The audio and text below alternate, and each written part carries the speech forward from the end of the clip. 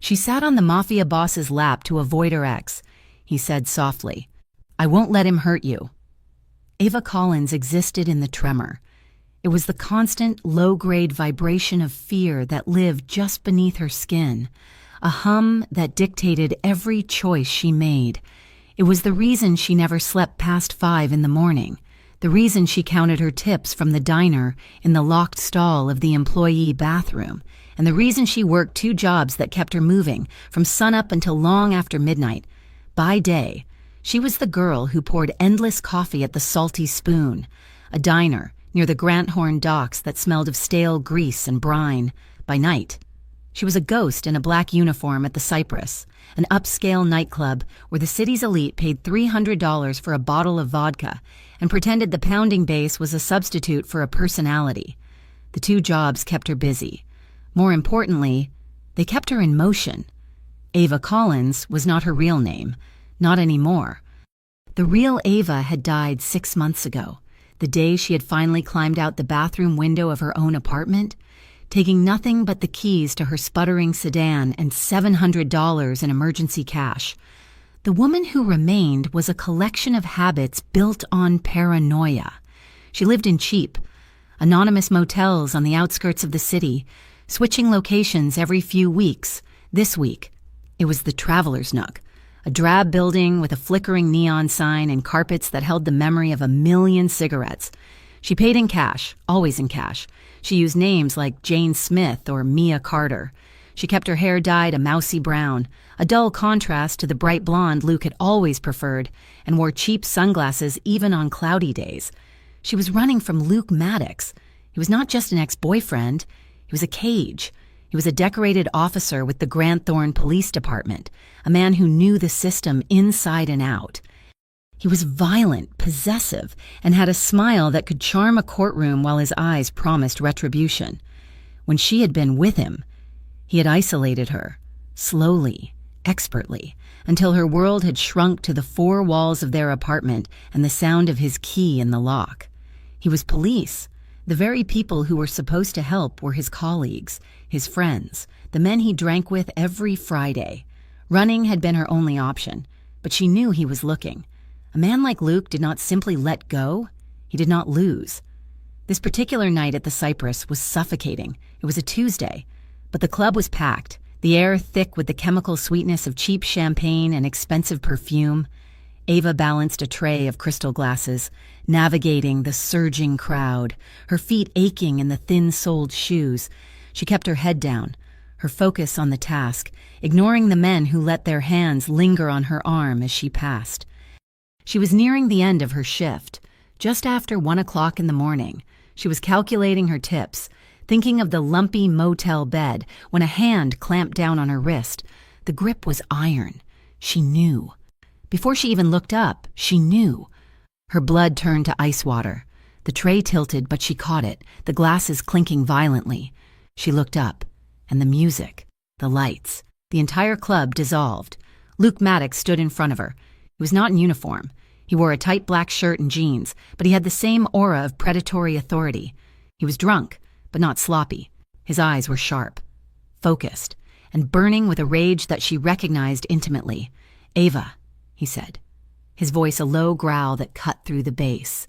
"You've been a hard girl to find." The metallic taste of panic flooded her mouth. "Let go of me, Luke. We need to talk," he snarled, tightening his grip. Her wrist bones ground together. "I have nothing to say to you." "I said," he repeated, leaning in, his breath hot with whiskey. "We're talking, now." He tugged. The tray went flying, glasses shattered on the polished floor, a spray of ice and alcohol. The sound was loud, but it was swallowed by the music. A few people looked, then looked away, unwilling to get involved. That was all the distraction Ava needed. She ripped her arm from his grasp, a sharp, violent twist that sent a new jolt of pain up to her shoulder. She didn't scream. She didn't hesitate. She ran. She plunged into the densest part of the crowd, using the moving bodies as a shield. She heard him shout her name, a furious roar, but she didn't look back. She shoved past men in slick suits and women in glittering dresses, ignoring their curses. Panic was a physical thing, a hand at her back, shoving her forward. She didn't know where she was going, only away. She saw the velvet rope that cordoned off the elevated VIP section, a place she was never allowed to enter unless she was serving. A single, bored-looking guard stood at the entrance. Luke was right behind her. She could feel his presence, his heavy footsteps closing the distance, in a move of pure, animal desperation. Ava ducked under the rope. "Hey!" the guard shouted, reaching for her, but she was too fast. The VIP section was quieter, the music muffled by thick carpeting and leather upholstery. It was a dark, hushed island in the middle of the club's storm. There were 3 booths, 2 of them empty. In the largest, central booth, a man sat alone, flanked by 2 other men who stood like statues. Ava didn't stop to think. She didn't analyze. She saw the man in the booth, a figure of stillness in her chaos, and launched herself at him. She threw herself into the booth and, in the most desperate, insane act of her life, sat directly on his lap. Nico Moretti did not flinch. He did not even blink. One moment, he was observing the club with a detached, almost bored interest, a glass of dark liquor untouched on the table before him. The next, a woman was in his lap, trembling like a leaf in a hurricane, her small hands clutching the lapels of his custom-tailored suit. He was a man who lived in a world of absolute control. Surprise was a luxury he had not indulged in for decades. His 2 bodyguards, Sal and Vinny, tensed instantly, their hands moving inside their jackets. But Nico lifted one finger, a small, subtle gesture. They stopped. He looked down at the woman. She was small, drowning in the cheap black uniform. Her brown hair was escaping a messy bun, and her eyes were wide with a terror so profound it seemed to steal the air from her lungs. She smelled of panic and, faintly, of lemons from the drinks she had been serving. He could feel the frantic hammering of her heart against his own chest, a hummingbird trapped in a steel cage. "Please," she whispered, her voice cracking, her gaze locked on something just over his shoulder. "Please, just for a minute. Pretend you know me, please." Nico's gaze lifted from her face. He saw the guard at the rope, looking confused and apologetic, and then he saw the man pushing past the guard. The man was big, drunk, and radiating an ugly, possessive fury. He stormed toward the booth, his face flushed. "Ava, get the hell up now," Luke Maddox bellowed, reaching for her, before his fingers could even graze her arm. Nico moved. His motion was fluid, economical, and final. His left arm wrapped around Ava's waist, pulling her tighter against his chest, pinning her to him. It was not a gesture of comfort. It was a gesture of ownership. He looked at Luke, his eyes as cold and dark as the liquor in his glass. "She's with me," Nico said. His voice was not loud, but it had a gravelly resonance that cut through the muffled music, silencing the air in the booth. "Walk away." Luke froze. His hand hovered in the air. The drunken rage in his eyes flickered, replaced by a sudden, jarring clarity. He looked at Ava, pinned to the other man's chest, and then he truly looked at the man holding her. Recognition dawned. Every cop in Granthorne, crooked or straight, knew the face of Nico Moretti. They knew the name, the reputation. They knew he was the quiet, untouchable power that owned the docks, the unions, and half the politicians in the city. He was a mafia boss, a man who solved problems with a quiet phone call or, if necessary, with brutal efficiency. Luke's bravado evaporated, leaving behind the sour smell of fear. She works here," Luke stammered, his hand slowly lowering. "She's my girlfriend. She's confused." Nico's grip on Ava tightened almost imperceptibly. He felt her involuntary shiver. "She doesn't look confused," Nico replied, his voice still flat, still deadly. "She looks like she's with me, and you look like you're leaving." It was not a request. It was a verdict. Luke looked at the 2 bodyguards who were watching him with the predatory patience of wolves. He looked at Nico, whose calm expression held more menace than any threat. Luke was a bully, but he was not stupid. He had brought a fist to a war he could not win. He took a half step back, his face twisting into a mask of humiliation and rage. He pointed a trembling finger, not at Nico, but at Ava. "You'll regret this." "Ava," he spat. "You have no idea what you just did."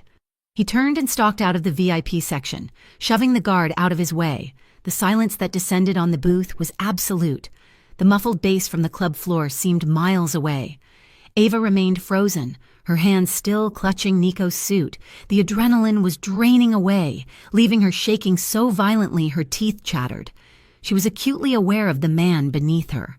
He was solid, warm, and radiated a power that was terrifying in its own right. His thigh was hard as steel under her. Nico did not push her off. He waited, letting the silence stretch. Finally, he leaned in, his voice a low rumble intended only for her, his breath warm against her ear. "He won't hurt you again."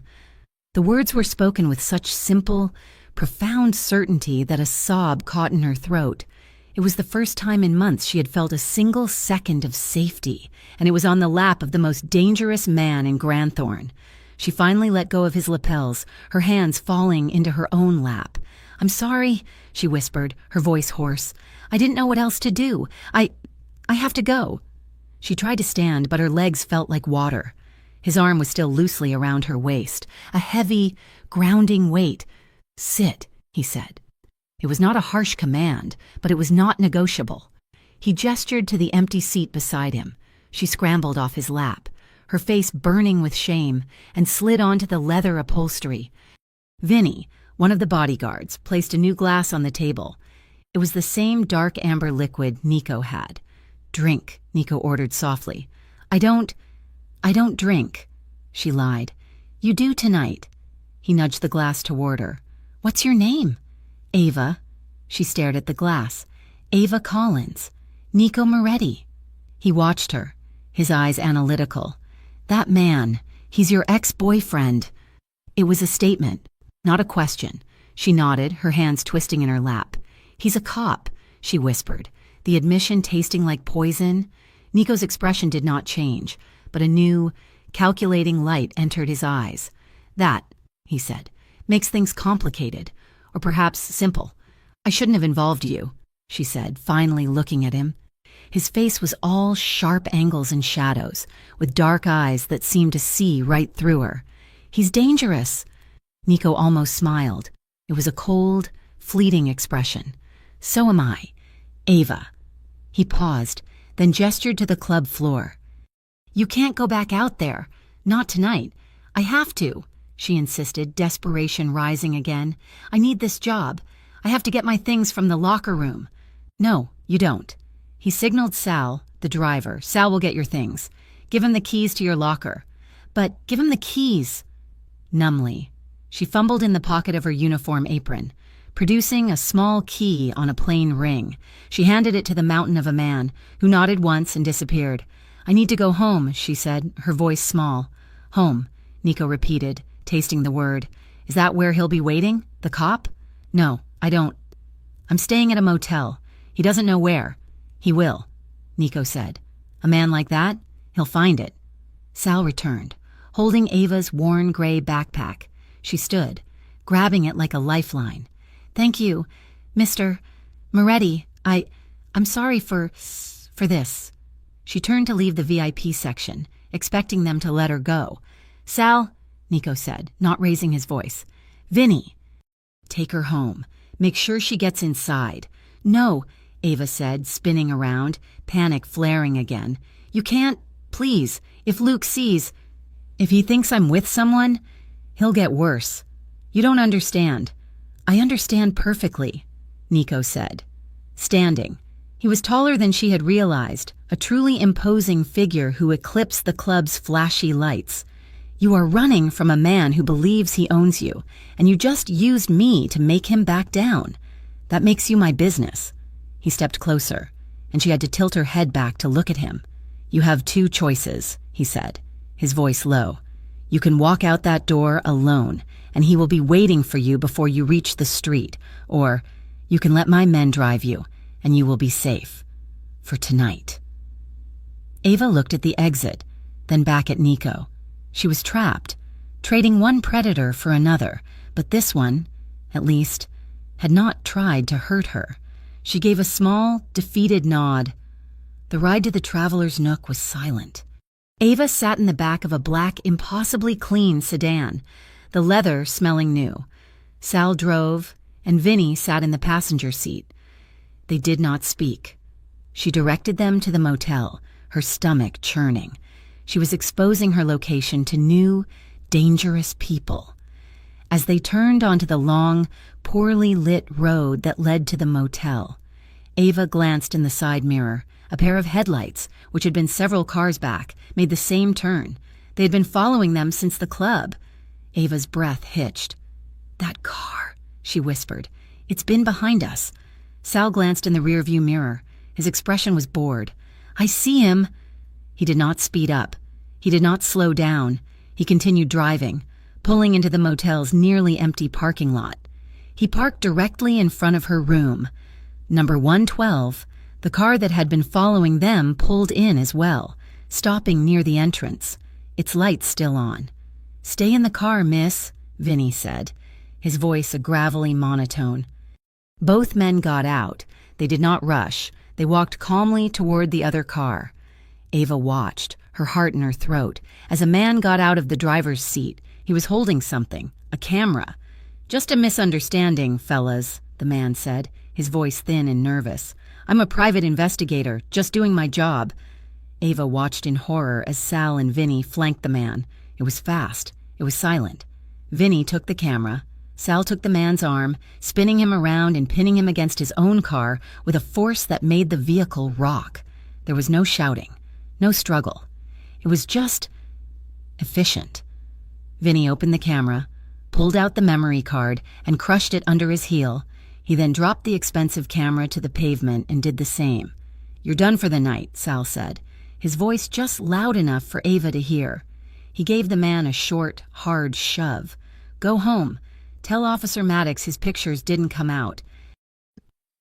The man scrambled into his car, threw it in reverse, and sped out of the parking lot. Sal and Vinny walked back to the sedan. Sal opened Ava's door. "You're safe," Sal said. "Go inside. Lock the door. We'll wait until you do." Ava stumbled out of the car, her backpack clutched to her chest. She fumbled with her key, unlocked the door, and slipped inside, locking the deadbolt behind her. She watched through the peephole as the black sedan waited for exactly 2 minutes, then pulled silently out of the lot and disappeared. Back in his penthouse overlooking the dark expanse of Granthorne, Nico Moretti stood by the floor-to-ceiling windows, the city lights scattered like jewels below. Sal stood 10 feet behind him. "We took her to the motel. A PI was following, hired by Maddox. We discouraged him." "Maddox," Nico said, the name tasting like ash. "A cop who stalks a woman in public, who follows my car. He's reckless. Or desperate, boss. Desperation is a weakness." Nico was quiet for a long moment. He was thinking about the feeling of her heart hammering against his, the raw, unfiltered terror in her eyes. It was a vulnerability he had not been that close to in a very long time. It was interesting. He turned from the window. "Get me everything on Ava Collins," he said. "The real version, not the name she's using now. I want to know where she was born, who she knows, and why she ran." He paused, picking up his untouched glass. "And get me everything on Officer Luke Maddox. I want to know where he sleeps. I want to know who his friends are. I want to know every dirty secret he has." Nico took a slow sip. He was curious. He wanted to know exactly what kind of animal he had just protected, and what kind of animal was hunting her. The illusion of safety shattered exactly 36 hours after Nico Moretti's men had dropped her at the Traveler's Nook for a day and a half. Ava had breathed. It was a shallow, cautious breath, but it was the first time in 6 months that the air had reached the bottom of her lungs. The manager at the Cypress had called, firing her in a cold, curt voice for abandoning her shift and, worse, assaulting the VIP section. She had expected it. It meant she had to pull more hours at the diner, but the relief of not having to return to the club was worth the pay cut. She'd spent the day in her motel room, door locked, chain on, jumping at every sound. But Luke hadn't come. The black sedan had not returned. Maybe. She had allowed herself to hope. The display in the club had been enough. Maybe Luke, seeing her with a man like Nico Moretti, had finally decided she was more trouble than she was worth. Hope was a foolish, dangerous thing. The texts began that evening, just as she was getting ready for her shift at the diner. They came from a blocked, unknown number. That was a stupid trick. Ava's heart seized. She dropped the phone on the lumpy mattress as if it were on fire. She stared at it, her blood turning to slush. It took a full minute for her to pick it up again. "Did you like your bodyguard? He can't watch you forever." A new text followed immediately. "I see you. Ava. Room 112. So easy." She ran to the window, pulling the grimy curtain back a fraction of an inch. The parking lot was empty except for 2 semi-trucks and a rusty sedan. He was out there, watching. He'd been here the whole time. The safety she had felt was a lie. She didn't go to work. She couldn't. She called in sick, her voice a reedy whisper.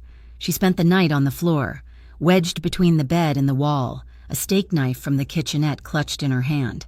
She did not sleep. The next day, she forced herself to move. She had to eat. She had to get supplies.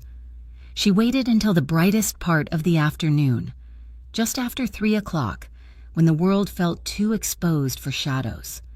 She practically ran to the convenience store at the end of the block, her head on a swivel, her keys clutched between her fingers like a weapon. She bought a box of crackers, 2 protein bars, and a bottle of water. She was back at her door in less than 10 minutes. She put the key in the lock, turned it, and pushed. The door swung open. The deadbolt had not been set. The chain was not on. She froze. She had locked it. She knew she had it. She had checked the lock 3 times before she left. "Luke?" she whispered, her voice trembling. Silence. The room was dark, the curtains drawn. It smelled the same, stale smoke and bleach. She took 1 step inside, then another. The steak knife held out in front of her. "I know you're in here." The bathroom door was open, empty. The closet, empty. Under the bed, empty. He wasn't there. But he had been. She knew it. Instinctively, before she even saw the proof. On the small particle board desk, a single photograph lay face down. It was her driver's license photo from 3 years ago, the one from before she met him. He had kept it. He had carried it. And he had come into her room and left it for her to find. He could get to her. Anytime. Anywhere. He was reminding her that no lock could keep him out. She backed out of the room, her backpack still on, and ran. She didn't know where she was going. She just ran, ending up in a small concrete park 3 blocks away, collapsing onto a cold bench, gasping for air. She was completely and utterly out of options, as if summoned by her despair. The burner phone Nico had given her vibrated in her pocket. It wasn't a text. It was a call. She answered, her hand shaking. "Ava." It was Sal, the driver. His voice was as flat as the pavement. "Mr. Moretti wants to see you. Now." This time, she was taken to the source. The Cypress was just a flashy front. Nico's real power resided in a sleek, anonymous glass tower downtown that bore no name, only a street number. Sal led her through a private garage, into a dedicated elevator that required a key card, and up to the penthouse floor. The doors opened onto a sprawling lounge that was the opposite of the motel. It was all dark wood, cool leather, and vast windows offering a godlike view of Granthorne. It was silent, the air still and clean. Nico Moretti stood by the window, not looking at the view, but at a painting on the wall. He wore a dark gray suit that probably cost more than her car. He didn't turn when she entered. Sal melted away, the elevator doors closing with a soft sigh. "He found you," Nico said. It wasn't a question. Ava's throat was tight. He was in my room." Nico turned, his dark eyes instantly finding hers. He held none of the fury she had expected, none of the "I told you so." He just looked at her with that unnerving, analytical calm. "The motel was compromised the second my men left," he said.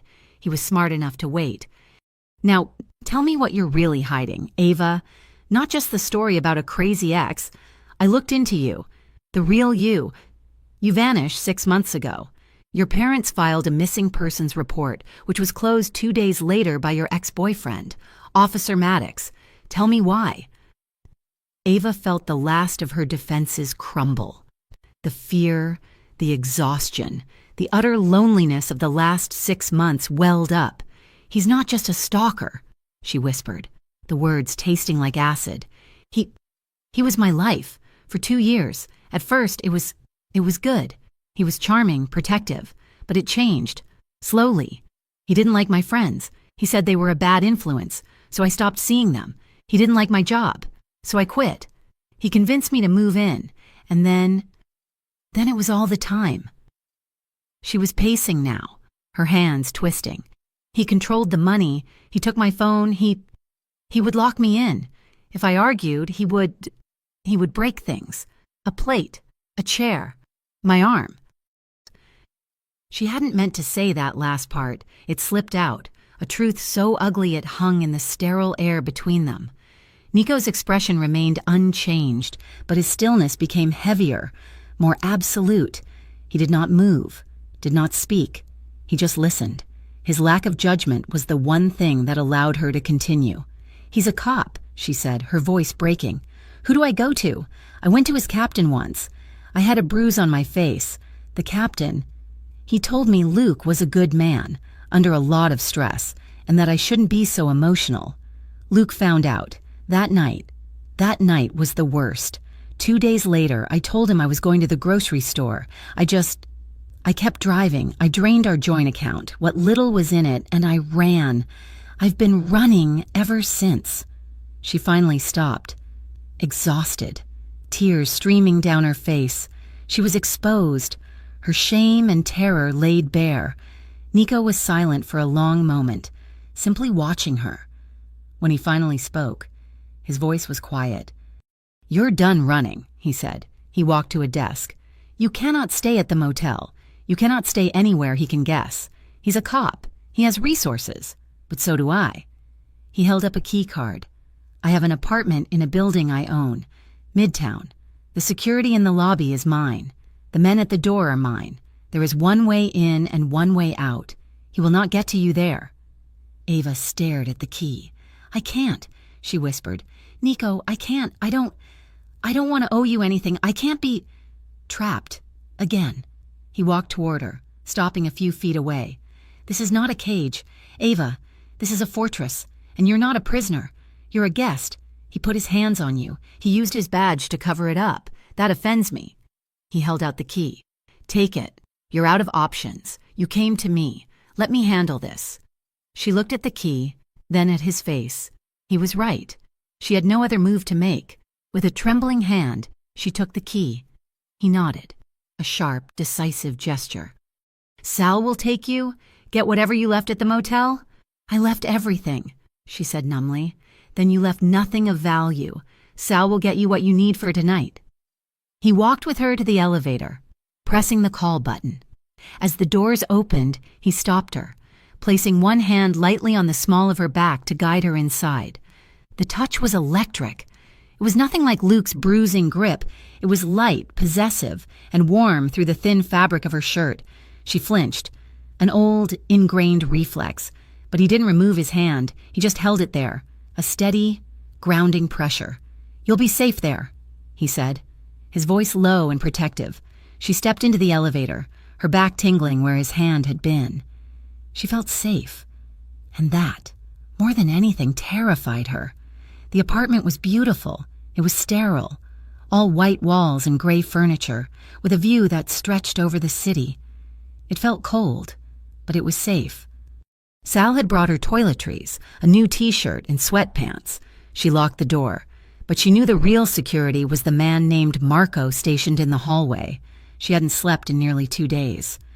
The exhaustion hit her like a physical blow. She showered and collapsed into the king-sized bed, the sheets crisp and clean. She fell asleep instantly, only to be dragged under into the darkness. She was back in the old apartment. Luke was there. He was shouting, his face purple with rage, the sound of his fist hitting the wall, thud, thud, the sound of the door splintering. He was coming. He was grabbing her. Ava woke up with a raw scream lodged in her throat. She sat bolt upright, hyperventilating, her heart trying to hammer its way out of her chest. She was in the new apartment, the white room. She was safe. But the terror of the dream was so real. She couldn't breathe. The intercom by the door buzzed, making her jump. "Miss Collins? Is everything all right? I heard a noise." It was Marco. "Fine," she gasped, clutching her chest. "I'm fine. Just a dream." She hung up, burying her face in her hands, trying to stop the violent shaking. 15 minutes later, there was a soft, firm knock on the apartment door. She froze. "Who is it?" "It's Nico." She padded to the door, her legs unsteady, and looked through the peephole. It was him. He was alone. She fumbled with the deadbolt and opened the door. He stood in the hallway, still in his suit, though his tie was gone and the top button of his shirt was undone. He looked tired. "Marco called," he said, his voice a low rumble. "He said you sounded distressed. I'm sorry," she stammered, acutely aware she was wearing nothing but a cheap t-shirt and thin sweatpants. "It was a nightmare. I didn't mean to bother anyone." He looked past her, into the apartment. Then his gaze settled back on her. He saw the genuine, bone-deep terror still clinging to her. He didn't ask to come in. He just did. Walking past her into the living room, he didn't turn on the main lights, leaving the room in the soft glow of the city outside. He gestured to the bed. "Go back to sleep, Ava." "What? You don't have to stay." "I know." He walked to the sleek, modern armchair in the corner of the room, the one facing the bed and the door. He sat down. He didn't take his suit jacket off. He just sat, resting his ankle on his knee, and watched the room. "Nico, you can't be serious." "I am," he said, his voice calm and final. "He's not here. Ava, he can't get in, but your mind doesn't know that yet, so I'll stay. Go to sleep." She stared at him, this powerful, dangerous man, sitting vigil in her bedroom like a stone gargoyle. It was the strangest, most confounding, and safest thing she had ever experienced. She got back into bed, pulling the covers up to her chin. She was hyper-aware of him, of his presence in the dark. She could hear the quiet, steady rhythm of his breathing. He didn't look at his phone. He didn't move. He just stayed, watched, guarded, and for the first time in memory, Ava fell asleep knowing, with absolute certainty, that no one would be able to get through the door. When she woke, sunlight was streaming into the room. She was momentarily disoriented. Then she remembered. She turned her head. He was still there. He was asleep. His head tilted back against the chair, his brow furrowed. In sleep, he looked younger, less like a boss and more like a man carrying an impossible weight. His jacket was finally off, draped over the arm of the chair, and his sleeves were rolled up, revealing strong forearms. She sat up, and his eyes snapped open. They were instantly alert, sharp, and focused on her. The vulnerability was gone. "Good morning," he said, his voice rough with sleep. "You stayed," she whispered. She felt a strange, warm bloom in her chest. "You stayed all night." He stood, stretching his shoulders, the muscles moving under his shirt. "I said I would." He checked his watch. "I have to go. Marco is outside. Do not leave the apartment." He grabbed his jacket, but Ava spoke, her voice soft. "Thank you, Nico." He paused at the door, looking back at her. She was small in the large bed, her hair a mess, her eyes soft and vulnerable. It was a look that twisted something deep inside him. He just nodded, then left. Their connection grew in small, quiet moments after that. He would appear in the mornings with coffee, sitting with her for 20 minutes while they talked. They didn't talk about Luke. They talked about the city. She asked him about the painting in his lounge. He told her about the artist. She told him about growing up in Ohio, about her dream of being a baker. He listened. He had a dry, unexpected sense of humor that made her laugh. A real, rusty laugh that surprised them both. The fragile peace lasted for a week. Then, a package arrived. Marco brought it up, explaining it had been screened and x-rayed. It was a simple manila envelope with her name, her real name, written on the front. Nico was there. He'd been in the middle of telling her about a new chef he was poaching for one of his restaurants when Marco had knocked. Nico took the envelope. He tore it open. It wasn't a bomb. It was pictures. Ava's blood ran cold. There were photos of her getting into Nico's car outside the club, her standing on the balcony of this very apartment, drinking coffee. That had been 2 days ago. He was still watching. He knew exactly where she was. At the bottom of the stack was a single, folded note. "You think he'll keep you?" Ava stumbled back, a hand flying to her mouth. "Oh God, he knows I'm here." Nico's face had gone from calmly conversational to utterly cold. It was a chilling transformation. He was not the man who stayed in the chair. This was Nico Moretti. He pulled out his phone, dialed, and barked a single word. "Sal!" He turned away from her, his voice too low to hear, but the tone was sharp, lethal. He was giving orders. Ava could see the fury radiating from him. It was a silent, controlled inferno. When he hung up, he was quiet. "Nico?" she asked, her voice trembling. What are you going to do?" He looked at her, and the coldness in his eyes softened, just a fraction. He was making a choice. She could see him deciding not to unleash the violence she knew he was capable of. He was deliberately choosing not to be Luke. "My men have been tailing him," Nico said, his voice tight. "It's complicated. He's not alone. He has protection from a ring of other cops. They're watching him as much as he's watching you, but I'm handling it." That night, he took her to his penthouse for dinner. He didn't want her alone in the apartment, and he didn't want to be in the chair again. He needed to be in his own space. He had food brought in from the finest Italian restaurant in the city. They ate in near silence, the tension from the package humming between them. Finally, Ava put her fork down. She walked to the great window, looking down at the city lights. "I haven't felt human in so long," she said, and her voice thick. "I've just been a target, something to be hunted, for 6 months. All I thought about was surviving the next day, the next hour." She turned to face him. He was watching her, his expression unreadable.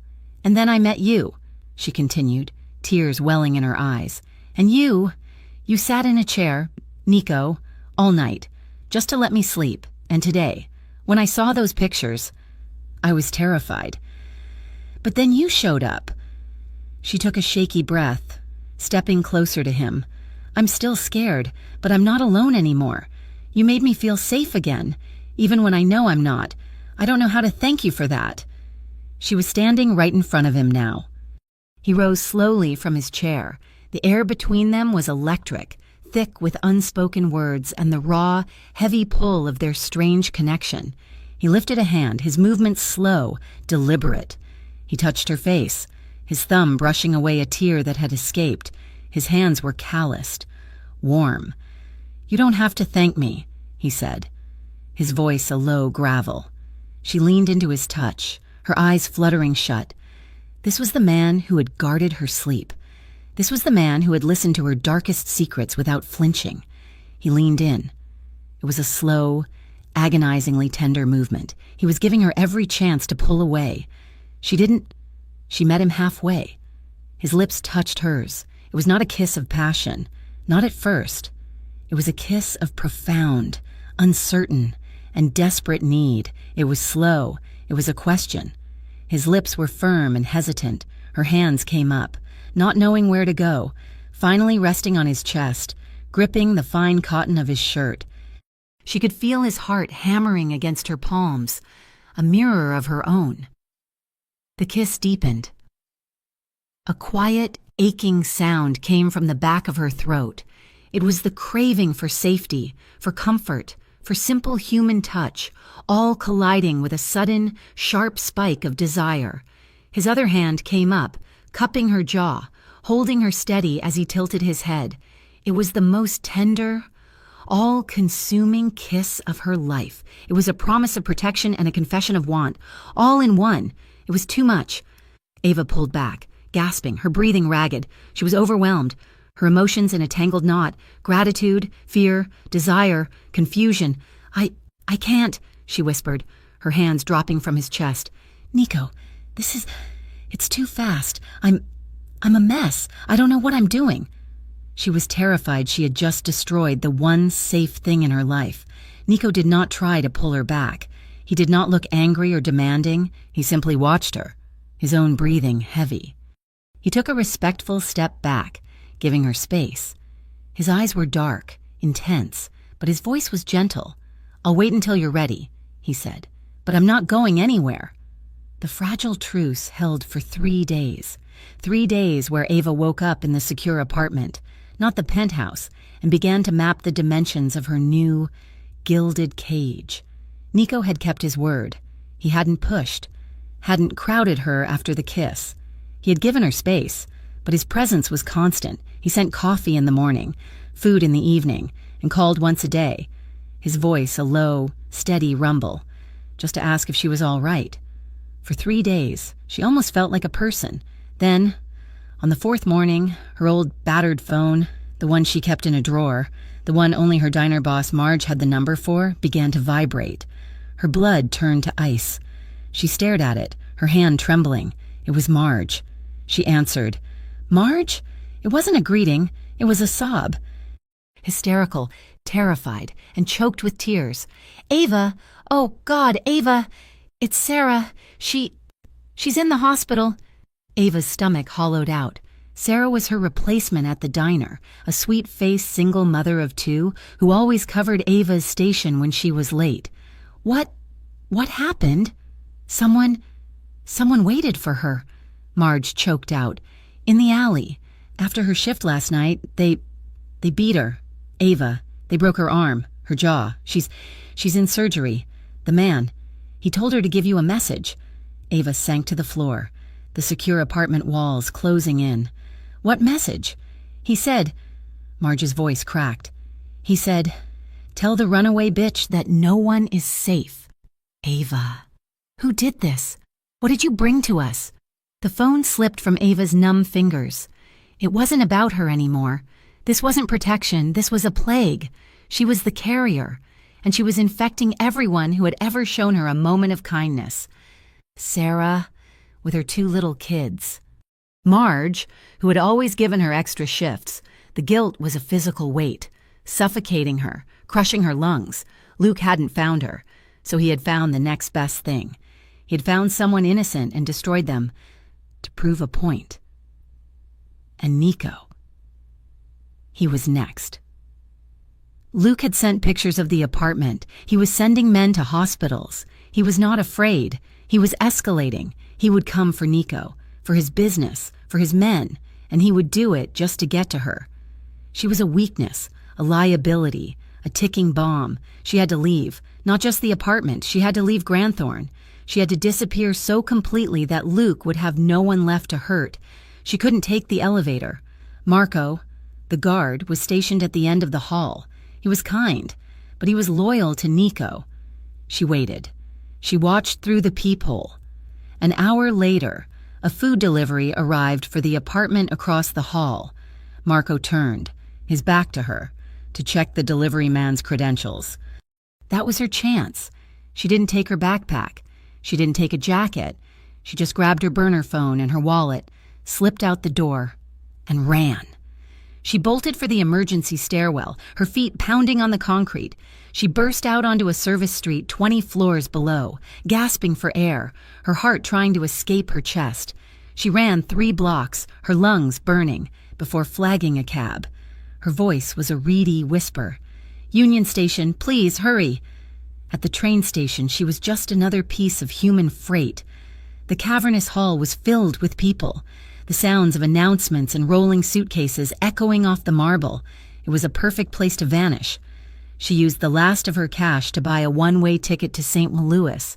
It was the next train leaving, departing in 15 minutes. From there, she could get a bus, anywhere. She found the track number and hurried through the gate, joining the small crowd on the platform. The cold wind whipped at her thin shirt. She was shaking, but not from the cold. She had done it. She was free. She was poison, and she was finally finally getting back in the bottle. You really thought it would be that easy? The voice was not Luke's. It was cold, quiet, and vibrating with an anger so profound it made the air around her feel thin. She turned. Nico Moretti stood 10 feet away. He wasn't in a suit. He wore black jeans and a dark, heavy coat. His hands shoved in his pockets. He was alone, but his presence was an army. He looked at her, and his eyes were black with a controlled, lethal fury. "Nico, please," she whispered, backing away, one step closer to the tracks. "You have to let me go. He hurt Sarah. He put her in the hospital. Because of me. Don't you see? I'm a disease. So you run," he stated, his voice dangerously soft as he advanced on her. "You run from my guard. You run from me. And where were you going, Ava? Lewis? And then where? A motel in Kansas? A diner in Arizona? How long until he finds the next person you talk to? How long until he puts them in the hospital?" He was in front of her now, close enough for her to feel the heat radiating from him. His anger was a physical thing. I can't let him hurt you," she confessed, the tears finally breaking, hot and fast. "He'll destroy you. Nico, he'll burn your whole world down just to get to me.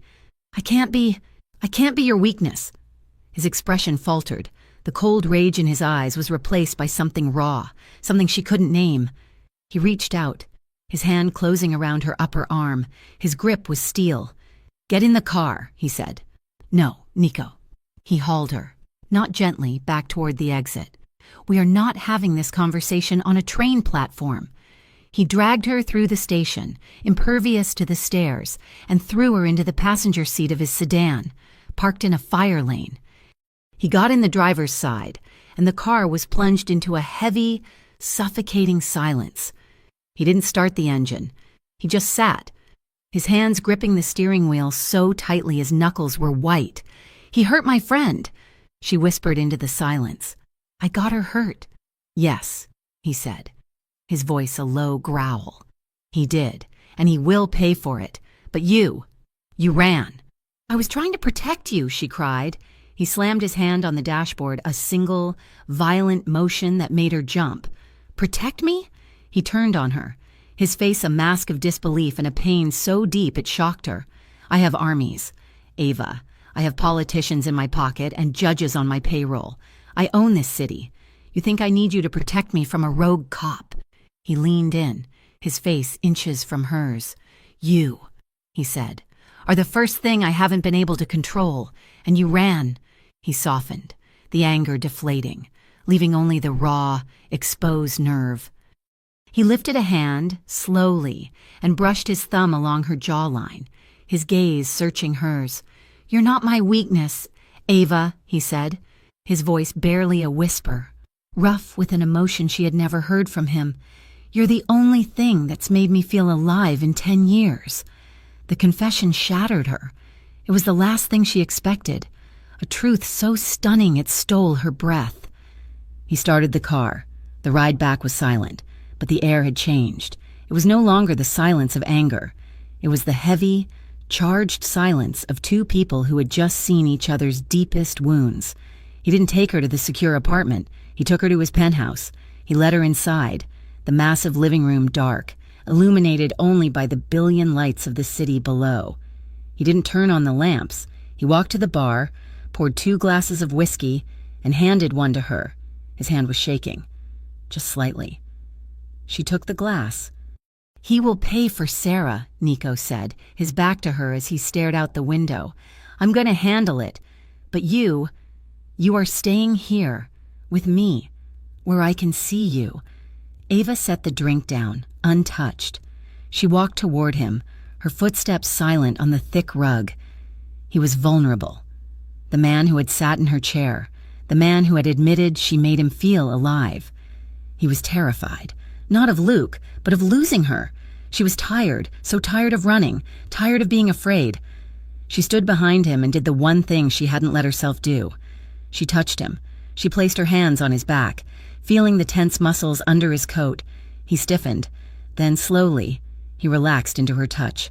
"I'm done running," she whispered. He turned, his eyes dark and searching. Ava. She silenced him. She rose on her toes and kissed him. It was not the hesitant, uncertain kiss from before. This was a choice. It was a surrender. It was a desperate, mutual acknowledgement that they were both past the point of no return. He kissed her back, a groan of pure, unadulterated need vibrating from his chest. His hands found her waist, pulling her flush against him. It was a collision. He was hard muscle and warm skin, and he smelled like whiskey and power. His mouth was demanding, hungry. But beneath the hunger, there was a question. She answered, her hands moving from his chest up to his neck, her fingers tangling in his hair, pulling him closer. It was a slow burn. It was the deliberate, desperate act of two people starving for connection. He lifted her, his arms like steel bands, and she wrapped her legs around his waist, never breaking the kiss. He carried her from the living room, his mouth moving from hers to her jaw, to the sensitive pulse point on her neck. She trembled, not with fear, but with a raw, aching need that eclipsed everything else. He carried her into his bedroom, a vast, dark space with the same floor-to-ceiling windows. He laid her on the bed, the covers cool against her back, and pulled away, just for a second, to look at her. His eyes were full of a reverence that made her heart ache. He was not Luke. He would never be Luke. "Are you sure?" he asked, his voice rough. She nodded, her throat too tight to speak. She reached for him. "I've never been more sure of anything." He moved with a slow, deliberate tenderness. He removed her shoes, his large, calloused hands gentle. He undressed her not with fumbling haste, but with a reverence, as if he were unwrapping something priceless. And she, in turn, unbuttoned his shirt, her trembling fingers brushing against the warm, hard skin of his chest. This was not a taking. It was an exchange. It was not the desperate, animalistic act she had associated with intimacy. It was a slow, healing confession. His touch was not about ownership. It was about worship. He moved over her, his body a heavy, protective weight, and kissed her with a depth of feeling that felt like absolution. It was protection. It was surrender. It was two broken, jagged-edged people finding a way to fit together, to be whole, just for a night. And as the city lights blurred into constellations outside the window, Ava finally felt safe. In the morning, she woke up first. She was tangled in his arms, his breathing a steady, warm rhythm against her hair. She had woken up without screaming. While she showered, she heard his voice from the bedroom. It was cold again. The voice of the boss. "I don't care what it costs," he was saying. "I want the name of every dirty cop on Maddox's payroll. I want to know who he drinks with, who he owes. Dig deep. Find the old vendettas. I want to know where everybody is buried. Burn the ground under him." She stepped out of the bathroom, wrapped in his robe.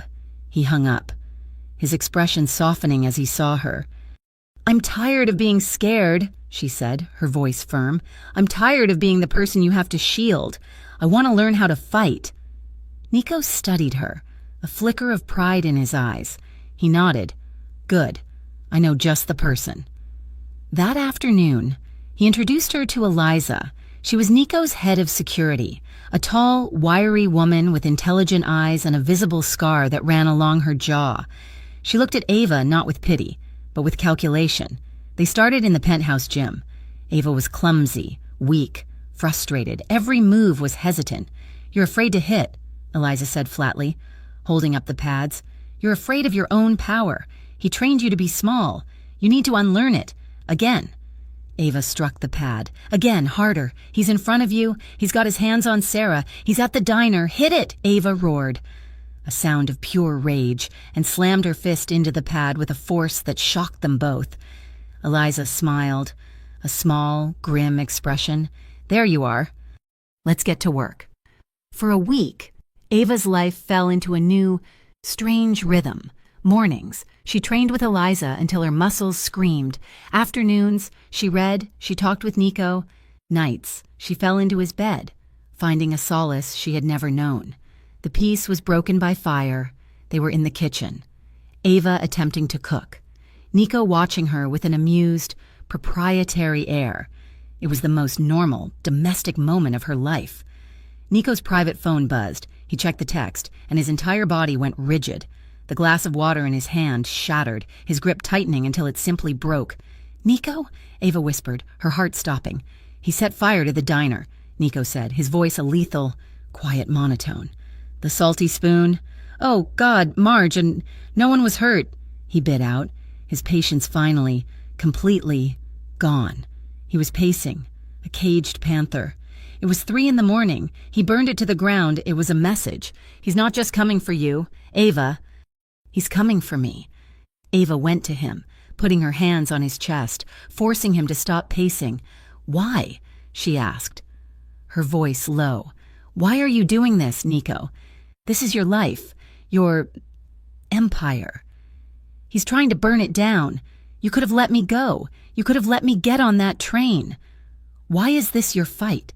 He was silent for a long time, his gaze fixed on the broken glass on the floor. "Because I've seen this before," he said, his voice hollow. "When I was 15 years old." He looked at her, his eyes black holes of memory. "My mother, she was with a man, a lot like your Luke, charming to the world, a monster behind closed doors. He beat her. One night, it was bad. I heard it, through the wall." "Nico," she breathed. "I was a kid," he said, his voice thick. "I was terrified. I did what I was supposed to do. I called the police. I told them he was killing her." "What happened?" "They never came," he said, his voice flat and dead. "Or maybe they came, knocked, and left. He must have charmed them. By the time I broke the door down, it was too late. He was just sitting on the sofa, drinking a beer, and she was gone." He finally looked at her, and she saw the 15-year-old boy, the one trapped in the monster. "I watched her die because no one was strong enough to stop him, because the people who were supposed to help didn't. I swore that night I would never be weak again. I would never let that happen again. I would be the man who does come. I would be the one who stops them." The emotional walls didn't just crack. They evaporated. This was his why. This was the source of his power, his darkness, his ferocious need for control. Ava's eyes filled with tears. She surged forward, wrapping her arms around his neck, and kissed him fiercely. It wasn't a kiss of passion. It was a kiss of understanding, of shared, terrible pain. "You saved me," she whispered against his lips, her voice breaking. "You saved me before I even knew I was drowning." He shuddered, his arms crushing her to him, burying his face in her hair. It was a moment of absolute, perfect, painful connection. A loud, sharp crack shattered the night. It was not thunder. It was the sound of the massive, reinforced penthouse window exploding inward. A spray of tempered glass pebbles rained across the floor. Nico didn't think. He reacted. "Down," he roared. He grabbed Ava by the waist, tackling her, shielding her with his entire body as they crashed to the thick Persian rug. A second thwack echoed through the room, the sound of a high-velocity round burying itself in the marble wall, precisely where Ava's head had been a second before. A sniper. Nico lay on top of her, his body a solid, immovable shield, his breathing hot in her ear. "They've declared war," he growled, his voice a lethal promise. "The games are over." The penthouse was a tomb of shattered glass. Within seconds, Nico was moving. He didn't check for the shooter. He didn't pause. He grabbed Ava by the arm, his grip a band of steel, and dragged her low and fast toward the service elevator. "Sal," he roared into his phone. "Sub-level 3. Now. We are blown." There was no time for clothes, for explanations. Ava was still in his robe, her heart hammering a painful, terrified rhythm against her ribs. They descended in the silent, windowless steel box, and when the doors opened, the black sedan was already there, engine rumbling. Sal was at the wheel, his face a mask of stone. "Eliza is meeting us at the fallback," Nico said, shoving Ava into the back seat and climbing in beside her. "We're going dark." The car tore out of the garage, taking a series of sharp, unpredictable turns that pressed Ava hard against the leather seat. Nico was on another phone, this one a simple, nondescript burner. His voice was a flat, cold instrument of command, Burn it, everything, the penthouse, the midtown apartment, scorch the servers. He went military. We go underground. He hung up and finally looked at her. She was shaking, clutching the robe closed. "Where are we going?" she whispered. "A place he can't find, a place the GPD doesn't know exists." His eyes were like chips of ice. The war just started. They drove for over an hour, leaving the coastal lights of Granthorne behind, climbing into the dense, pine-covered hills that formed the city's spine. The road turned from pavement to gravel, then to a muddy, rutted track. Finally, they stopped at a high, chain-link fence topped with razor wire. A man with a rifle emerged from the darkness, nodded at the car, and opened the gate. The safe house was not a house. It was a bunker, a low, concrete structure built into the side of the hill, invisible from the air, with reinforced steel doors and narrow, slit-like windows. Inside, it was functional, cold, and utterly secure.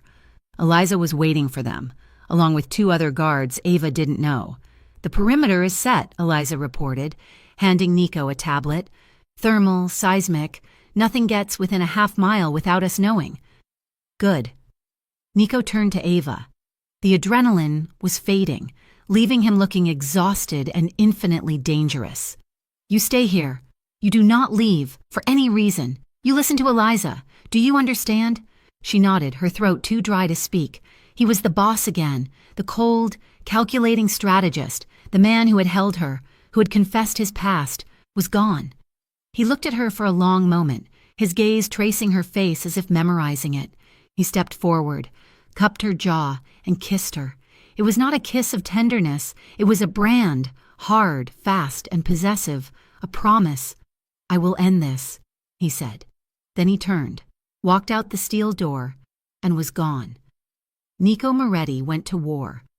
He vanished from the public eye, becoming a ghost in his own city. He moved through a network of bolt holes and anonymous businesses, directing his organization with ruthless precision. Luke had drawn first blood with a sniper, using a police-issued rifle. He had declared that his badge made him untouchable. Nico intended to prove him wrong. He started by cutting off the arms, the dirty cops on Luke's payroll, the ones who supplied him with surveillance and muscle, found themselves compromised. One was arrested by Internal Affairs on an anonymous tip about a massive drug payoff, complete with bank account numbers Nico had acquired.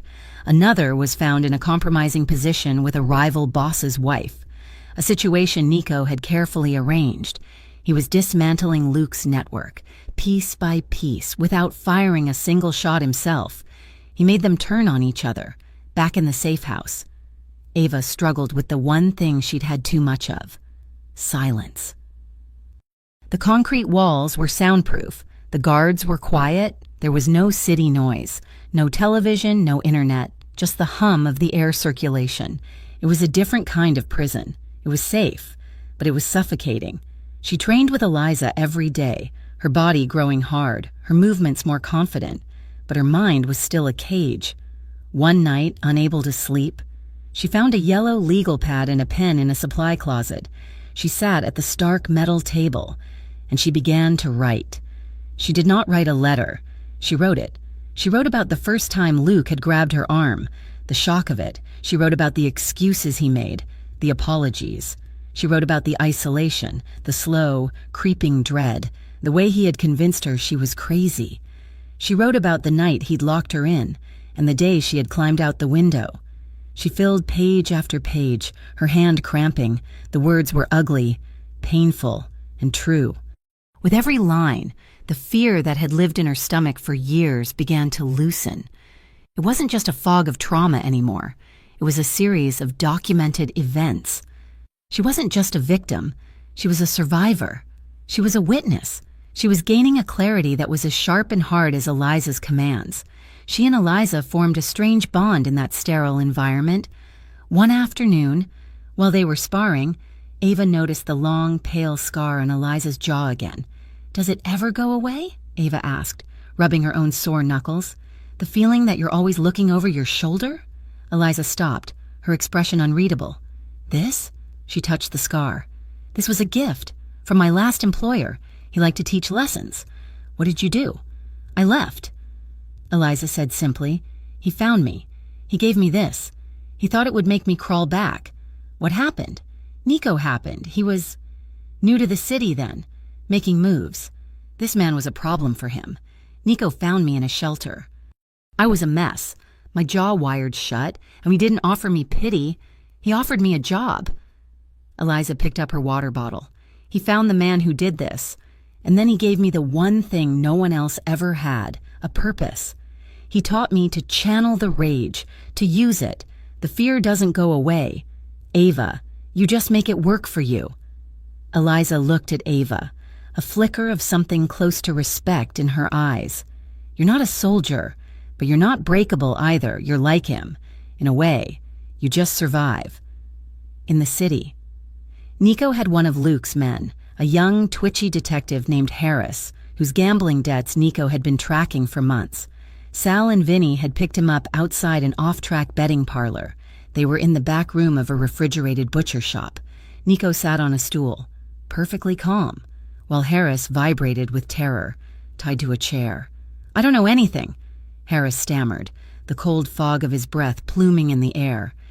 You know Luke's endgame, Nico said, his voice quiet. The sniper was an escalation.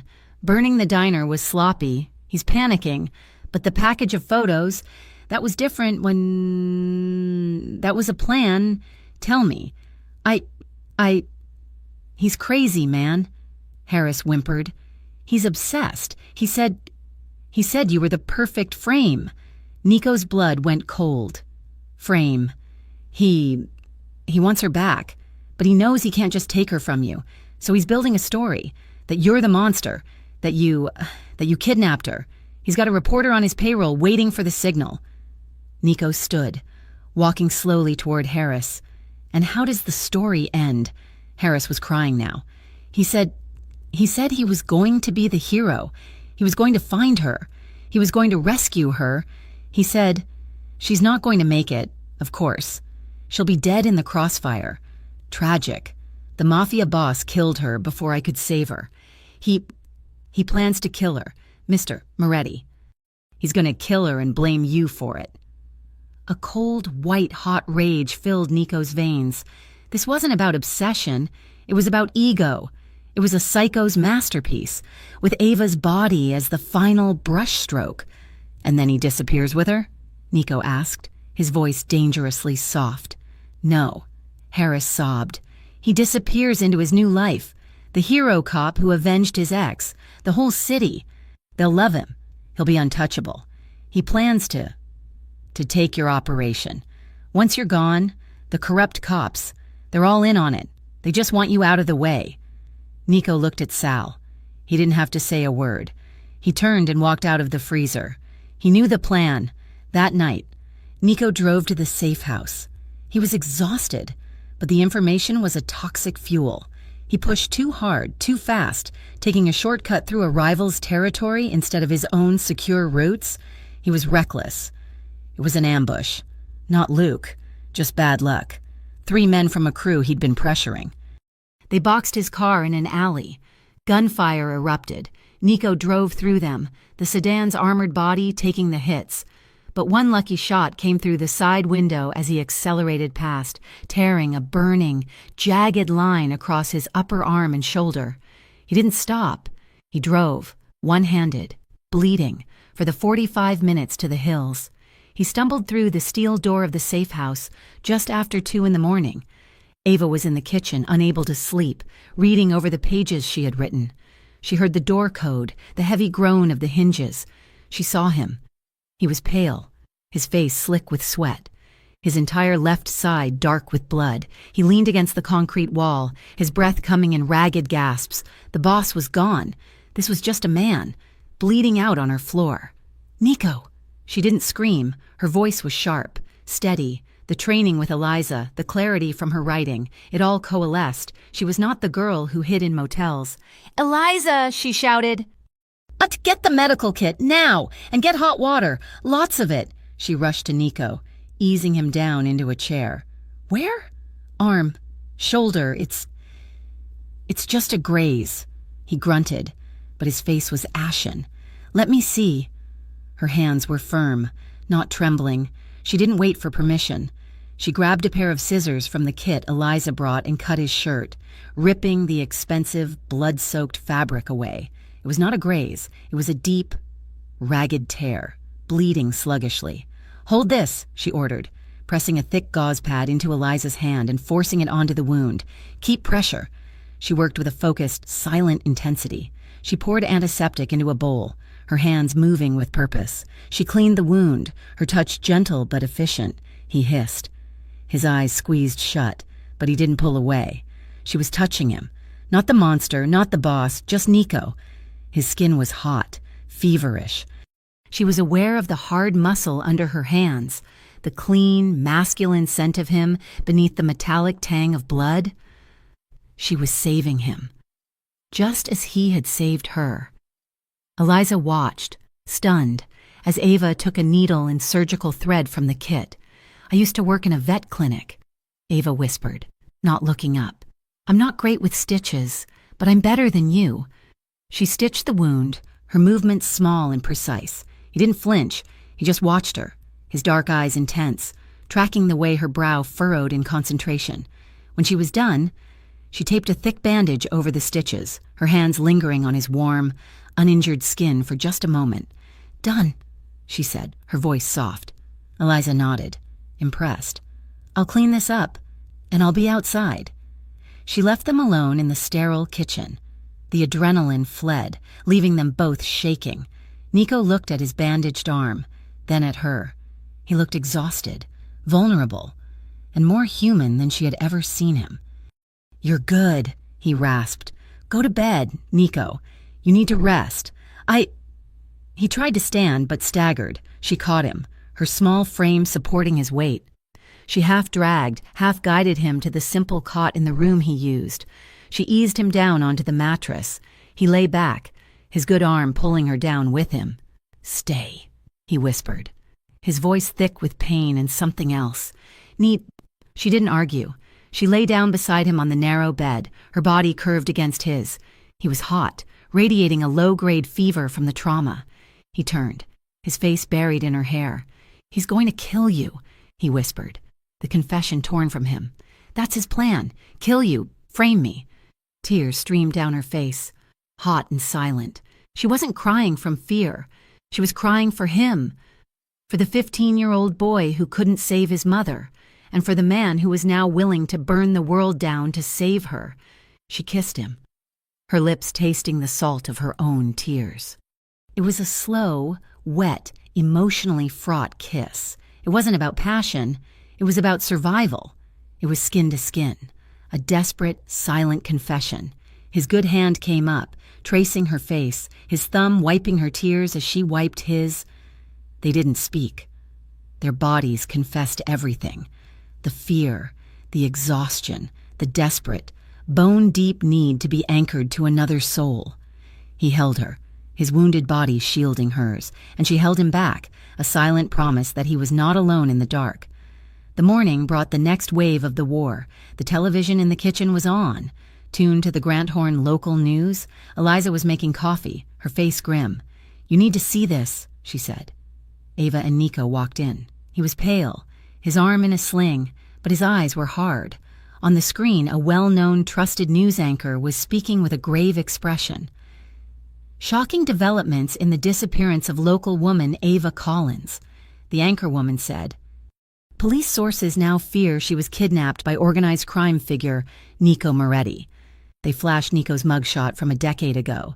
Then they flashed Ava's driver's license photo, the one Luke had left in her motel room.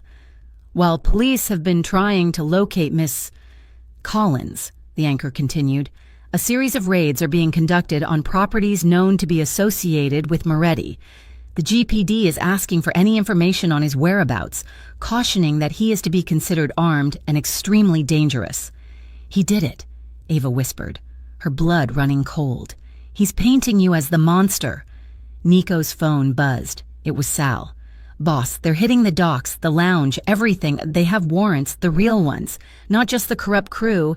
The DA signed off. This news story gave them cover. They're seizing our assets. We're being cut to pieces." Nico stood in the center of the concrete room, a king with no kingdom. He was wounded, he was a fugitive. The public, the police, the entire city had just turned against him. He was boxed in. He looked at Ava. His face was a mask of granite. "It's over," he said, his voice flat. "He's winning.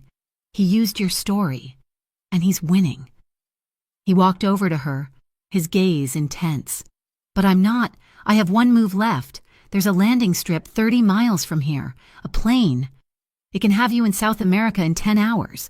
New name, new life, everything you need. Luke will never find you. I can get you out." He was offering her the escape she had dreamed of for months. Safety, anonymity, freedom. Ava looked at him, at the man who had sat in her chair, who had revealed his childhood trauma, who had bled in her arms. She thought of the words she had written, the pages and pages of her own story. She thought of Eliza's scar. She was no longer the woman who ran. She stood tall, walking until she was toe to toe with him. She put her hand gently on his bandaged shoulder. "No," she said, her voice clear and strong, echoing in the concrete room. "He took my story. Nico, he's using it to destroy you. He's not just fighting you anymore. He's fighting me." She looked him dead in the eye, her fear burned away, replaced by a cold, hard resolve. "Then let's end it, together." Nico's world, once a kingdom, had shrunk to the back seat of a stolen, 20-year-old sedan that smelled of rust and stale gasoline. They moved only at night, slipping back into Granthorne not as rulers, but as insurgents.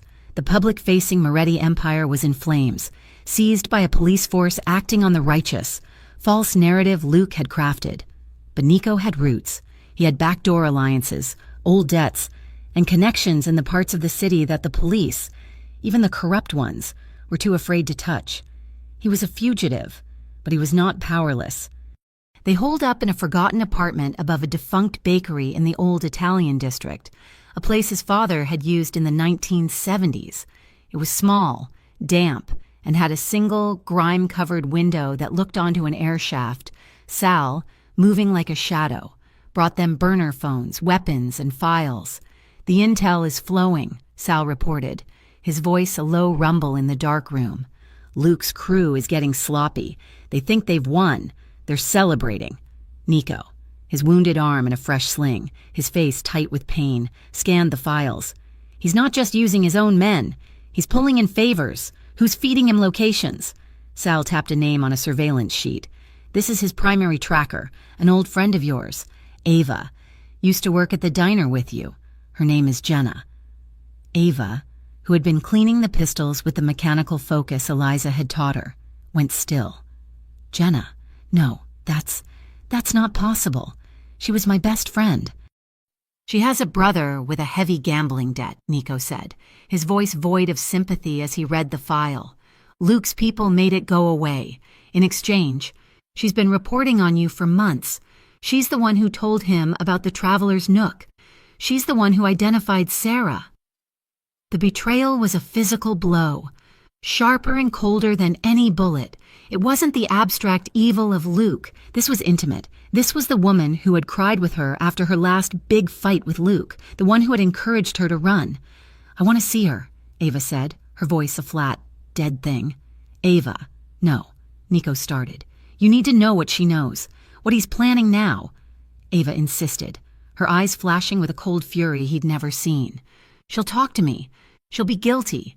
She won't be expecting me." Nico studied her, seeing the survivor who had stitched him up, the woman who had chosen to return. He nodded once. "Sal will take you. You have 10 minutes. Jenna lived in a small, garden-level apartment in a newer part of town. Ava knocked, her heart a cold stone in her chest. When the door opened, Jenna's face, once so familiar and warm, collapsed in on itself with guilt and terror. "Ava! Oh my God!" she stammered, trying to block the doorway. You can't be here. They said what? Jenna?" Ava asked, pushing past her into the neat, beige living room. Sal remained at the door, a silent, unmovable mountain. "That I was kidnapped? Or that I was dead?" "Ava, I didn't have a choice."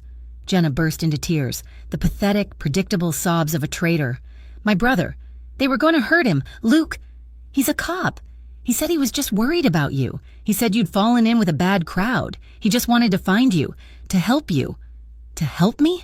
Ava's voice was low, shaking with a rage that eclipsed her fear. He put Sarah in the hospital. He broke her jaw. Was that helping? Jenna, was that you just being worried? I didn't know he would do that, I swear. You told him where I worked. You told him about Sarah. You told him where I lived. Ava advanced on her, and for the first time, Jenna looked truly afraid of her.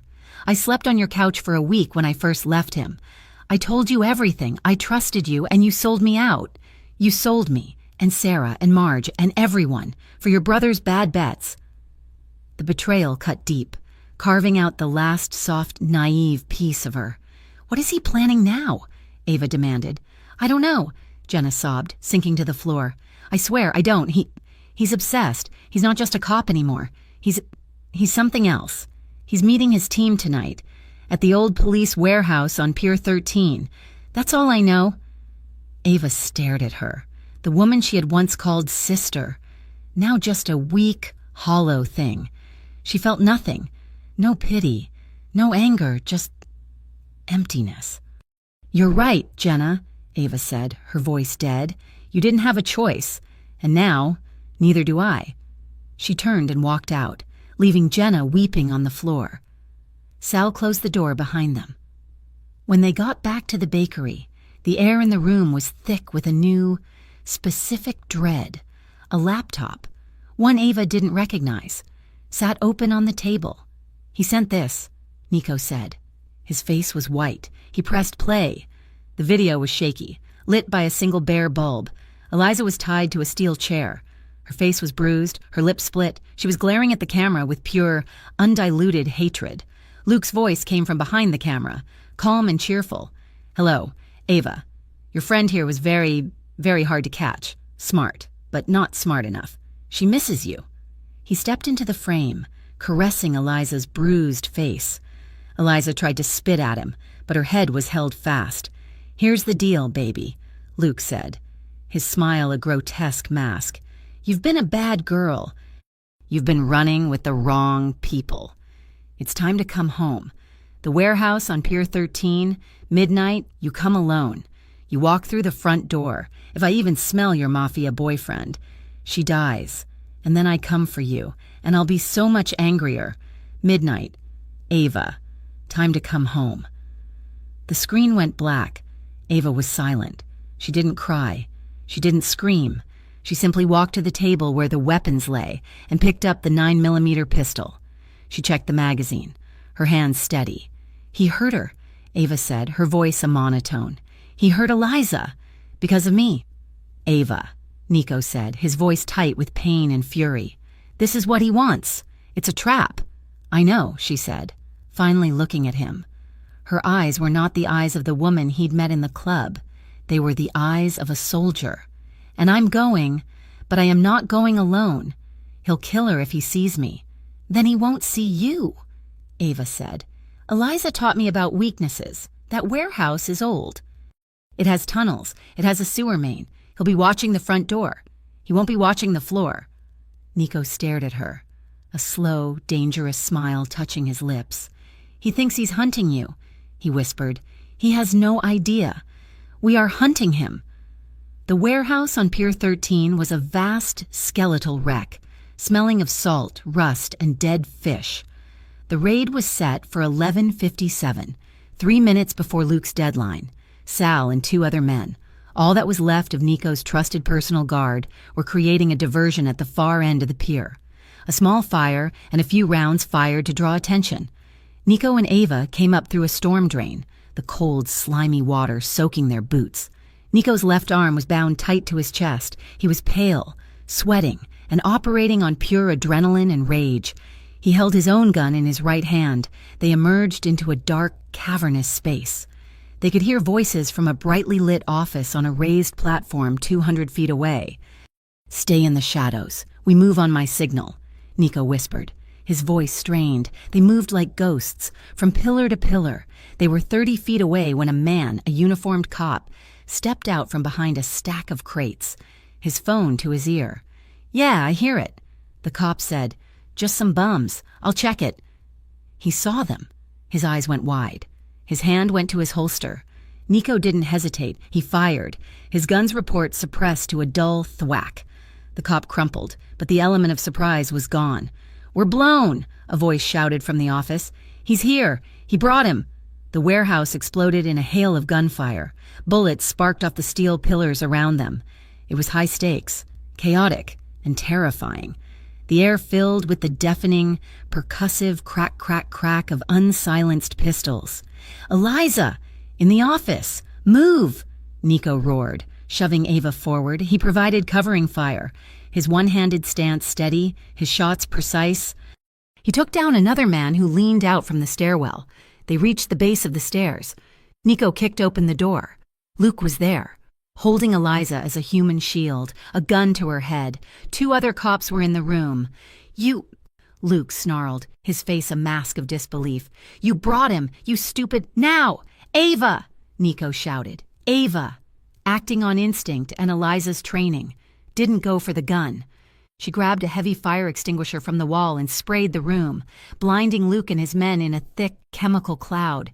"Eliza, down!" Nico yelled. Eliza dropped, stomping her heel back into Luke's shin, biting the hand that held her. Luke roared in pain. Nico fired into the cloud, at the men he could no longer see. One screamed and went down, but the third man, the one nearest the door, raised his gun, firing blindly. Nico felt the impact before he heard it. A white-hot agony tore through his side, just above his hip. He staggered, a grunt of pure agony forced from his lungs. He fell to one knee, but he kept his gun up. Ava saw it. She saw Nico stumble. She saw the other man, his arm emerging from the fog, leveling his gun for a finishing shot at Nico's head. Time stopped. Ava had the pistol in her hand. Her hands were shaking. Tears of terror and rage streamed down her face. She could hear Eliza screaming. "Shoot him! Ava, shoot him!" She saw the man's finger tighten on the trigger. "No!" Ava shrieked. She didn't aim. She just pointed, closed her eyes, and pulled the trigger. Once. Twice. 3 times. The sound was deafening, the recoil slamming her arm back. She opened her eyes. The man was on the ground, his chest a bloody mess. He wasn't moving. She dropped the gun as if it were burning. She looked at her hands, horrified. Luke was gone. In the chaos, he had fled, scrambling out a back window. "Nico!" Ava screamed, rushing to him. He was on the ground, his hand pressed to his side, blood pouring between his fingers. He's gone!" Eliza grunted, cutting her own ties with a fallen officer's knife. "We have to move. Cops are coming, real ones." They hauled Nico up, his good arm over Ava's shoulder, his wounded one over Eliza's. They half carried, half dragged him out, back down the stairs, back into the maze of crates. They made it to the car, Sal waiting, his face grim, and sped away just as the first sirens wailed in the distance. They didn't go back to the bakery. They went to a new safe house, a high-end condo one of Nico's lawyers kept. The second they were through the door, Nico's legs gave out. His eyes rolled back. He collapsed on the pristine white carpet, a growing pool of dark blood spreading beneath him. He was unconscious. "Ava," Eliza said, her voice sharp, grabbing her. Ava was in shock, staring at the blood on her own hands. "Ava, snap out of it. Get the medical kit." "The one from the bunker. It's in the car. Go." For hours they worked.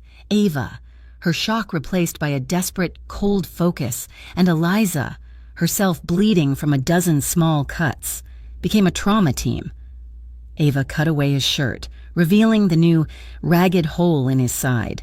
She cleaned it, she packed it, she stitched it, her hands no longer shaking. She pumped him full of saline and antibiotics, her movements sure and steady. He was pale, his breathing shallow, but he was alive. She sat vigil for the rest of the night, holding his hand, wiping his feverish brow with a cool cloth. Eliza dozed in a chair, a shotgun across her lap, in the darkest hour, just before dawn. Nico began to murmur. He thrashed, his good hand gripping hers. He was in the memory, the hallway, his mother. "No, don't, can't." Then, his voice, clear and heartbreakingly vulnerable, a child's plea in a man's body. "Ava, don't leave. Please, don't leave me."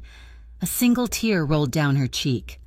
She leaned forward, resting her forehead against their joined hands. "I'm right here, Nico," she whispered, her voice thick. "I'm right here. I'm not afraid anymore. I'm not going anywhere. I'm with you." He settled, his breathing deepening. He woke hours later, the morning sun casting bars of light across the room. His eyes, bleary with fever, found hers. The relief that flooded his features was so profound, it made her chest ache. "You're okay," he rasped, his hand tightening on hers. "You are," she corrected, managing a small, watery smile. I shot him. Nico, the man, I killed him." He just looked at her, his gaze unwavering. "You saved me," he said, his voice raw. She leaned down, and he met her, lifting his head from the pillow. They kissed. It wasn't the desperate, needy kiss of the penthouse or the tear-streaked confession in the bunker. It was slow. It was grounded. It was a kiss that said, "We are here. We are alive. We are real." She pulled back, gently brushing the damp hair from his forehead. She sat in the silence for a long time, just listening to him breathe. "What happens now, Nico?" she asked, her voice quiet. "He's still out there.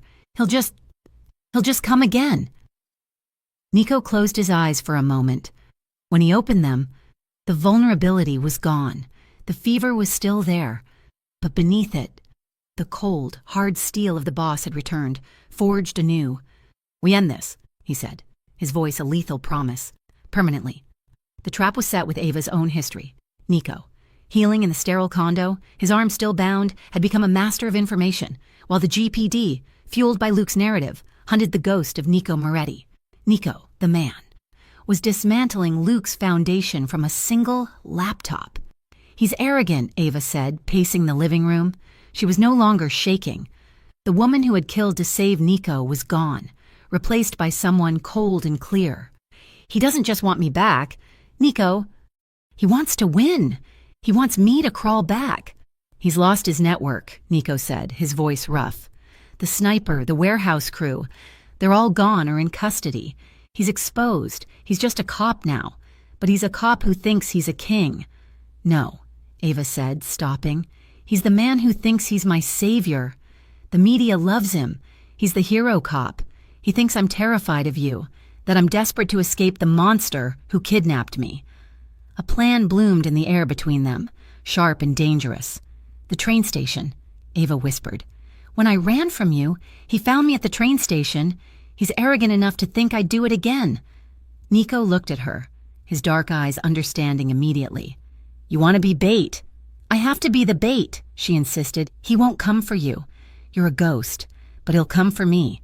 He won't be able to resist." The plan was simple. They would use the one pipeline Luke still trusted. Jenna. Sal, posing as a disillusioned Moretti guard, sold Jenna the information. Ava Collins was terrified. She was cracking. She blamed Nico for the warehouse shootout, for Eliza's kidnapping. She was running. For real this time. She had stolen cash from Nico's safe. She was boarding the 10 o'clock train to Chicago. Jenna, desperate to prove her loyalty to Luke, passed the intel immediately. Nico's operation was small but precise. Eliza, her face healing, her eyes hard, prepped Ava. She fitted her with a small, high-fidelity wire, the receiver linked to a secure server. A tiny button camera was sewn into her jacket. "This isn't just streaming to us," Eliza explained, her voice crisp. "The moment you activate it, this feed goes live to 3 separate, very trusted independent journalists that Mr. Moretti has relationships with. They've been waiting for the proof to counter the GPD's narrative." "He won't just confess," Ava said, her hands steady. "He will," Nico said, walking into the room. He handed her a small panic button for her pocket. "He's an egomaniac. He thinks he's already won. He'll gloat. Just let him talk." He looked at her, his face taut with a fear that had nothing to do with cops or guns. You don't have to do this, Ava. Yes, I do, she said. She put her hand on his cheek, his skin warm and real. He took my story. He's not getting my ending. Union Station was a cavern of echoes and cold marble, exactly as she remembered. It was 9:45 at night. She carried a single backpack. She bought her ticket. She walked onto the platform for track 3. She stood under the dim yellow lights, the cold wind whipping her hair. She was a perfect image of the terrified, fleeing woman. But beneath the jacket, her heart was a steady, cold drum. The tremor was gone. She heard the footsteps behind her, heavy and confident, the footsteps that had haunted her sleep for a year. Going somewhere, baby? She turned. Luke Maddox stood there, smiling. He looked impeccable, the city's hero, wearing a smart leather jacket, his badge clipped to his belt. He was alone, his confidence a suffocating aura. "Luke," she breathed, letting the panic rise in her voice. It was an act, but the fear was still a familiar muscle. "What? What are you doing here?" "Rescuing you, of course," he said, stepping closer, his eyes drinking her in. "You look like hell. He really did a number on you, didn't he? You have to let me go," she whispered, backing up a step. His men are everywhere." Luke laughed, a short, ugly sound. His men are in jail, Ava, or in the morgue. He's finished. I told you I'd protect you. You just wouldn't listen." He was so close now she could smell his cologne, the same scent that used to cling to her pillows. You were right," she stammered, feeding him the line. I should have never left. Those men. The fire at the diner. Sarah, it was all him. Of course it was him, Luke said, his voice dropping, his smile widening. He was enjoying this. That's the story, and everyone believes it, the whole city. They see him for the animal he is. But it wasn't him, Ava whispered, looking up at him, her eyes wide. It was you. You did it. Luke's smile didn't waver. He reached out, touching her hair. I did what I had to do. You needed to be saved. Sarah was collateral damage. The diner? Just pushing the narrative. It's a dirty world, Ava. You have to be willing to get your hands dirty to clean it up. She activated the stream. And the cops? She asked, her voice trembling. All those dirty cops? They work for you? He scoffed. They did what I paid them to do. They were idiots. They wanted the scraps from Moretti's table. I just wanted the table. And with him gone, it's all mine. You tried to kill me, she said, the words heavy, real, at the warehouse. You were going to shoot me. His hand, which had been caressing her hair, suddenly clamped down, his fingers digging into her scalp. The hero's mask vanished, revealing the monster underneath. It was a perfect plan, he hissed, his face inches from hers. It was brilliant. Hero cop storms the fortress, finds his ex-girlfriend dead, killed by the monster who kidnapped her. Tragic. I'd be a legend. And you would finally be where you couldn't run anymore. You abused me, she choked out, the tears finally real. I loved you, he roared, shaking her. I gave you everything. You were weak. You were pathetic. You were mine, and you ran. You think I was going to let you just walk away? You think I was going to let that greaseball put his hands on what belongs to me? I am not, she said, her voice suddenly clear and cold. Yours. He saw it then. The lack of fear. The clarity. His eyes darted down, seeing the slight bump of the wire under her shirt.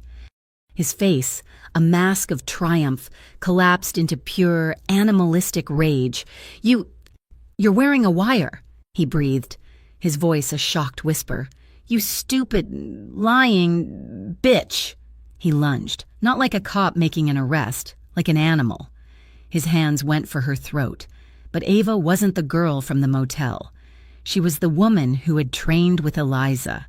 As his hands closed, she didn't pull back.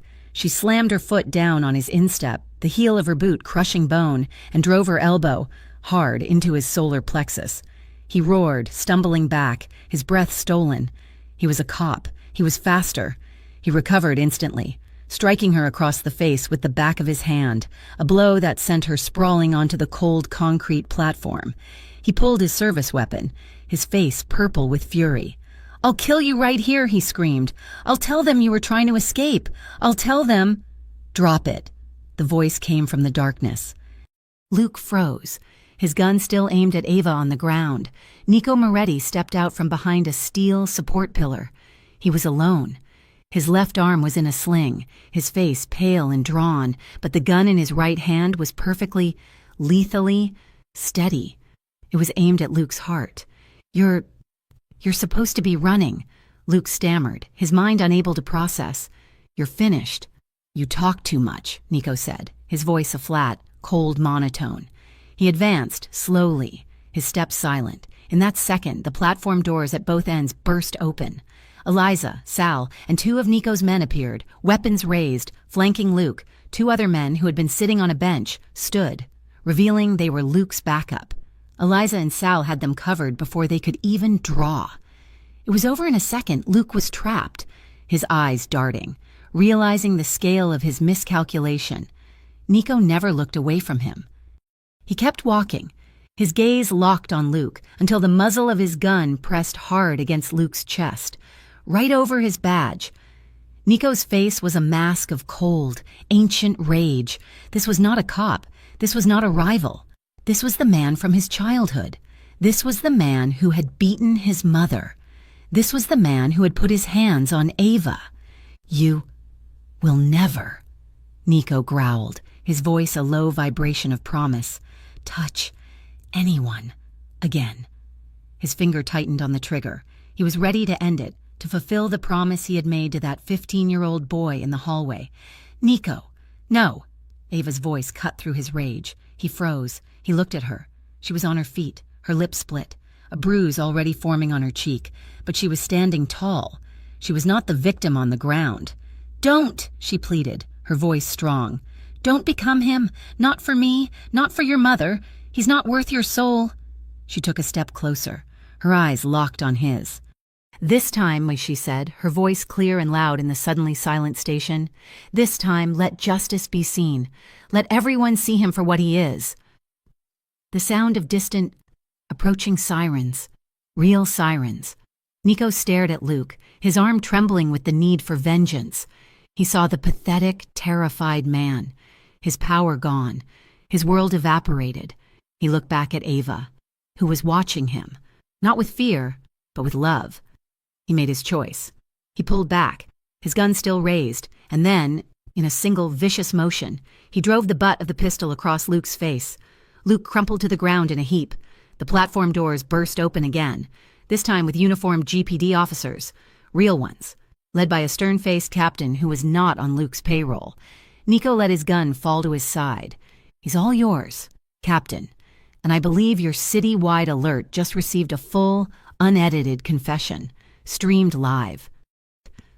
The officers, their faces a mask of shock and disgust as they listened to the comms in their ears, hauled the bleeding, screaming Luke Maddox to his feet, cuffing him. They rounded up his 2 backup cops. The sting was clean.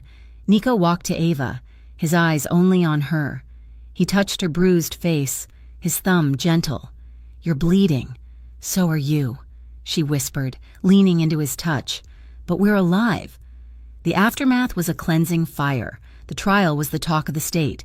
Ava Collins, the kidnapped waitress, took the stand, but the woman who sat there was not a victim. She was a survivor. She was composed, articulate, and immovable. With the full, high-definition recording of his confession played for the jury, Luke's defense was non-existent. He was found guilty. Abuse, conspiracy, extortion, accessory to assault, accessory to arson, the list was long. He went away for a very long time. The internal affairs investigation, fueled by Nico's files and Ava's testimony, cleaned out nearly a dozen corrupt cops, including Luke's captain. And Nico Moretti? The charges against him vanished. The media, having been fed the false narrative, flipped. He was the dark hero, the vigilante who had done what the police could not. Clean his own city, his enemies, the ones who had been circling, waiting for him to fall, fell silent. They retreated. You do not attack a man who can take down a police precinct while being hunted by them. His power in Granthorne was no longer just feared. It was absolute. Months later, the city was breathing again. The Cypress Club, damaged in the police raids, had been rebuilt, renovated, and reopened. It was louder and brighter than before. In the elevated VIP section, in the same central booth, Nico sat, a glass of dark liquor in his hand. The music pulsed. Ava walked toward him. She was not wearing a black uniform. She wore a simple, elegant red dress, her hair long and healthy. She smiled as she approached the booth. She slid onto the leather upholstery next to him. Then, with a confident, easy grace, shifted, moving to sit on his lap. It was not an act of desperation. It was a declaration of belonging. She leaned her head against his shoulder, her arm wrapping around his neck. He was solid, warm. He was home. Nico's arm wrapped around her waist, pulling her impossibly close. He leaned in, his lips brushing her ear as he whispered, his voice a low, sacred promise. This time, I keep you safe, always. Their new home was not the penthouse, with its cold glass and painful memories. It was a house, tucked away in the old hills, with warm wood, thick carpets, and fireplaces. There were no guards in the hallways. There were no cameras in the corners. There was no need. On a quiet night, with the rain tapping against the windows, Ava sat curled on a deep sofa, reading a book. Nico sat in the armchair across from her, not working, not on the phone, just watching her. She looked up, catching his gaze. She smiled, a soft, easy, peaceful smile. The tremor, the constant vibration of fear that had defined her for so long was gone. It had been replaced by the steady, quiet beat of his heart. He held out his hand. She put her book down and went to him, settling into his lap, her head resting on his chest. He held her, his chin resting on her hair. They were no longer running. They were no longer hiding. They were just two survivors. Finally, irrevocably in love.